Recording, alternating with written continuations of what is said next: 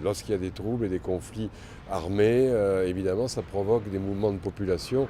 C'est le nord du pays qui est affecté, si bien qu'un grand nombre de personnes sont en train de se déplacer pour se mettre à l'abri des exactions que les uns ou les autres pourraient commettre, pour pouvoir se mettre en sécurité, traversent les frontières pour arriver notamment au Burkina, et là se trouvent installés dans des camps.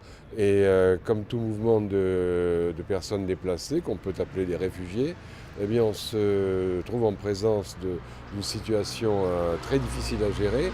Sur le plan sanitaire, tout est à faire. Et puis je ne vous parle pas des conditions de subsistance où les gens s'installent dans une région sahélienne qui est complètement désertique, où il n'y a pas de ressources.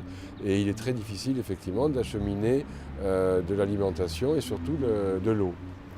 Alors il faut savoir que vous, sur place, la Croix-Rouge monégasque, vous êtes particulièrement bien implanté. Vous avez de très bons relais. Alors oui, on a la chance, depuis la création de la section humanitaire internationale, de pouvoir pérenniser les actions de la Croix-Rouge sur la région géographique, effectivement, qui couvre notamment le Mali, le Burkina. Et nous avons, depuis quelques mois et peut-être même une année et demie, sur place des volontaires qui sont quasiment permanents. Alors ce sont des jeunes très très dynamiques et motivés, qui étaient vraiment en première ligne. Ils ont tout de suite relayé ce qu'ils voyaient ici au siège, et nous avons débloqué des fonds pour permettre l'achat d'un certain nombre de kits, notamment de kits d'hygiène, de produits de première nécessité et autres.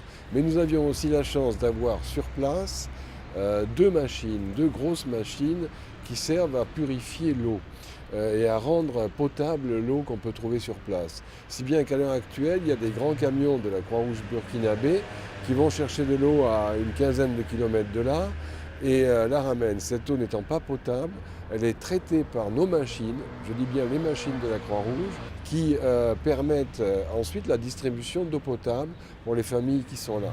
Ce sont encore des camps d'importance moyenne, mais il y a quand même 4-5 000 personnes qui sont là. Et surtout, le problème, c'est que 25 000 personnes sont concernées par ces troubles.